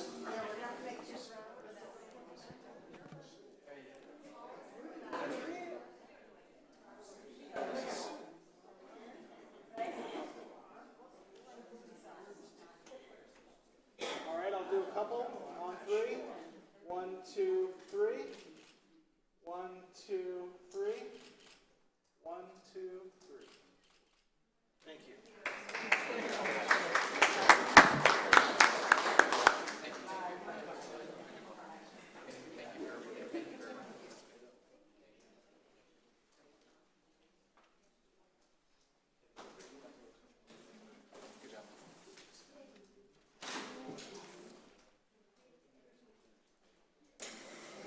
Okay. Agenda item number 20 is the oath of office. Oath of office for the appointed replacement of City Council number 4. So we're making the appointment of Vincent Lyon. Mr. Lyon, please raise your right hand and repeat after me. I, Vincent Lyon, I, Vincent Lyon, do solemnly swear do solemnly swear that I will support, protect, and defend that I will support, protect, and defend the Constitution and government of the United States the Constitution and government of the United States and of the state of Florida, and of the state of Florida, that I am duly qualified to hold office under the Constitution of the state, that I am duly qualified to hold office under the Constitution of the state, and that I will well and faithfully perform and that I will well and faithfully perform the duties of a council member of the city of Palm Coast, the duties of council member of the city of Palm Coast, on which I am now about to enter. on which I am now about to enter. So help me God. Woo! You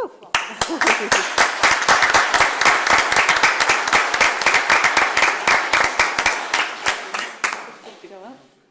Take a seat. I have to note, too, Vincent, I was shaking like a leaf when I took that oath. Good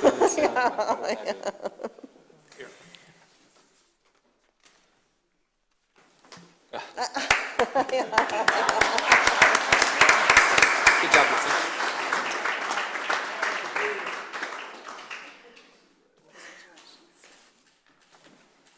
Congratulations. Congratulations, I think. No. Okay, we'll now open it up to public participation. Any member of the public wish to make public comment on items not on the agenda, please do so at this time. See none, I'll close. Okay. John Tipton in Palm Coast. I just wanted to say, as a recent graduate of the Citizens Academy, it is a great program. I think that you guys have shown a lot of leadership in providing us the opportunity to participate in the program.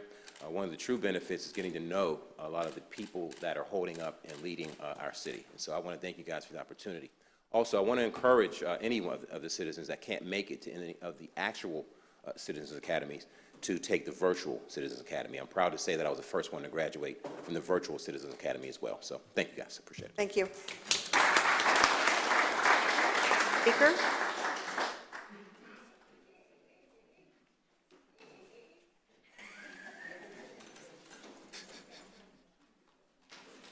Alan Capshaw.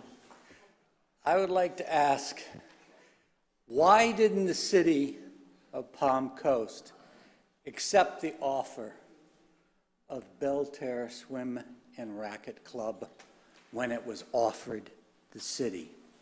Why did you not accept the offer of that property from the schools? Why? Is that your comment?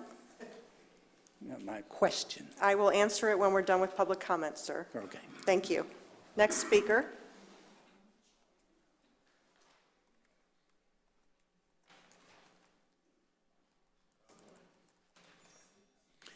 Louis McCarthy. I'd like to congratulate the latest member of the council, Thank you, Mr. McCarthy. and we'll be watching you.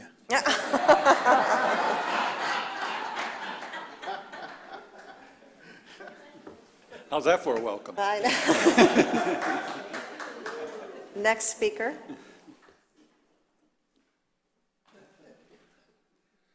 Hello, everybody. I'm Mr. Neil Bach, R section. In regards to the meeting the city representatives had with the county of the airport property with the impact fees that was discussed at the workshop, has been any further discussions by any members since the workshop? And if so, were there anything that was agreed on or not agreed on?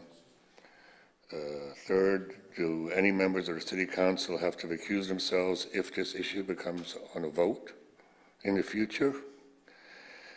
And having listened to everything on this issue, I feel that any type of agreement that is made that would help keeps the developer from paying the full impact fees on this project would open the door for future and past developers to ask for the same special treatment. So it's like I said at the workshop, please do not open that Pandora's box to give special treatments to developers on impact fees. Thank you. Thank you. Next speaker.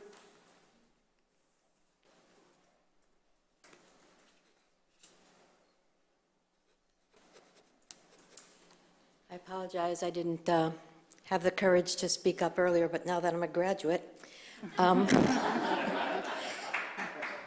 I'm wondering if there will be limits on the amount of cars that these people in the compacted areas will be able to have or, have that are in the driveway or on the street, as we have in some of our HOAs. Thank you for your comments. Next speaker. So now I'll close public comment. Mr. Lynn, as far as the Belterra Swim and Racket Club, that preceded my time. I did not know that the school district had offered the racket club. I thought that they came to the city council and asked for financial support. It's my understanding. Yes, it's been a while. I was here, but I don't actually recall the school district offering it to us. They may have. I can tell you the fact that we already have a swimming pool was a factor, but I don't, recall exactly why city council, and I don't know if they actually took action on it. So it was more of a discussion as far as us helping them fund it, which, because it was owned by another government agency, didn't make a lot of sense for us to fund another swimming pool. Is the conversation I recall, but it's been a long time ago. I don't really recall the details. Okay. And an update on the city-county issue, as we stated in the workshop, that's, we have asked that the developer meet with the county and city administration to work out the details of the discussion that took place at our meeting, and coming up with a checklist of items. Yes, they've agreed to meet with us, both the county and the developer, and the county is trying to coordinate that right now with everybody's schedule. So we'll have an update once that's resolved. Yes. As far as the compact houses and the driveways, I mean, It is, our parking requirements in their zoning code or land development code is based on number of units. Multifamily is less because you have less cars and you have single family. So that is actually addressed in our land development code. Not just, and then if you do commercial, it's based on square footage and the type of uses and everything. It's all based on history throughout really the whole country as to how many parking spaces are needed for different uses. okay. Discussion by city council of matters not on the agenda. I'm going to go with Vice Mayor Cupp. Well, thank you. Just one quick comment for those of you that were not able to attend the grand opening of wastewater treatment plant number 2. I'm sure our city manager will make the appropriate accolades, but it's the kind of thing, and the Citizens Academy people probably know better than many how important that type of infrastructure is to the city. So I didn't, unlike the mayor who had the opportunity to thank all the city staff that made that happen, I'd like to add my congratulations and thanks to them, because I really like my toilet to flush and not have it come back. And I think this new treatment plant is a huge step in keeping that happening here in the city. So, and that's all I have for this evening. Bob, I would have, had you give the speech, because you just did it so well about toilets. I don't want anyone with an 8th grade sense of humor giving a speech cutting the ribbon at a wastewater treatment plant. But it's a wonderful facility, and I think the staff and the contractors that made it happen do deserve to be given the credit for what they've accomplished. Sure. So I will put you on the spot, if you'd like to say any comments. The only comment I have tonight is to thank the council for their confidence in me, and to thank the other applicants for putting themselves out there. It's not an easy task, just even applying and putting yourself in front of the gun there, and being willing to make the sacrifices Mr. Cuff, Vice Mayor Cuff, mentioned in his attempts to scare us all away. But I hope I live up to the expectations and the high goals that the city has. Thank you. I would as well like to echo Bob's comments about our water treatment plant. That's going to enable the city of Palm Coast to grow into the future. And I'd also like to congratulate Vincent on his successful appointment, and I'm looking forward to a very productive next couple of months. Just welcome aboard. Thank you. We're excited to have you. City Attorney. Briefly, Councilmember Lyon, welcome. We should be very comfortable. My father just retired after spending 55 years practicing in the area of trusts and estates in St. Petersburg, Florida. So after listening to that at the dinner table and holidays, I'm sure we can speak the same language. Sure. Welcome. Mayor, first of all, I want to say how scary it is to have 3 attorneys up here. I think we're one short of the EPA limit, actually. I wasn't going to say anything if you didn't know. Secondly, I also would like to welcome Mr. Lyons. We'll be in contact with you shortly to start your education process with the task in front of you. Have a quick announcement that this Friday is Movies in the Park. Cindy's not here to tell me what it is. I'm sure it's an exciting movie. It starts at dusk, about 8:45. That's this Friday. We actually put on the calendar a special meeting so that you could appoint a replacement for Mr. Nobile if you did not want to do that tonight. That was scheduled for next Tuesday morning. That obviously is being canceled at this point, not necessary. Speaking of being canceled, we discussed a few meetings back that your first meeting in July, your evening meeting in July, is on July 3rd. That's the night of our fireworks celebration, which means that that conflict would be very difficult. So we've worked hard to make sure that we did not have to have a meeting. So we are planning to cancel the July 3rd meeting if that meets everybody's approval. Don't really need action on that. We will just make that announcement, which also means that your June 26th workshop is not necessary. So we would cancel that workshop also. So that's, you've got a 4th of July break in there to take off. And yes, first of all, being a wise guy, I've got to figure out other ways that I can talk about sewer every council meeting because our mayor enjoys it so much, I find out. But on a very serious note, during the presentation, and yes, Mayor Holland did a great job, and we had other presenters, I really makes me proud to hear engineers, contractors, people from the regulatory agencies at the state talk about our staff, talk about our processes, talk about the fact that there's only 2 in the northeast region of Florida with this type of technology, and that it is advanced cutting-edge type technology, so that we can recycle all the wastewater. All of the actual water itself is treated to the point where we can put it into the environment, put it into the swamp, and actually help it enhance the wetlands.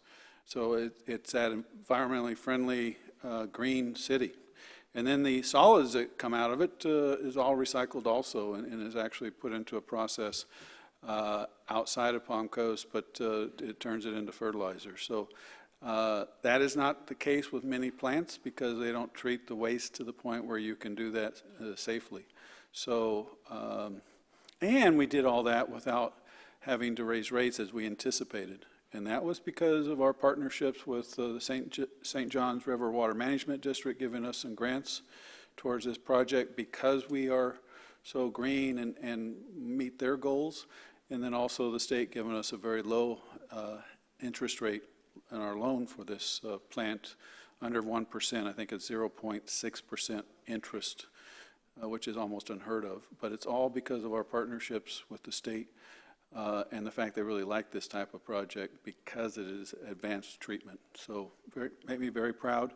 And then we come here and we see the fire department and how proud that makes me also because, you know, we do have, and recently someone brought up that we do have state-of-the-art. We do have rescue equipment. It's not just fighting fires, and that's important to the community. And I think tonight was really a big deal as to how these are a couple of projects in my career that I put on a notch and go, wow, this is really makes me proud and I'm grateful to be a part of.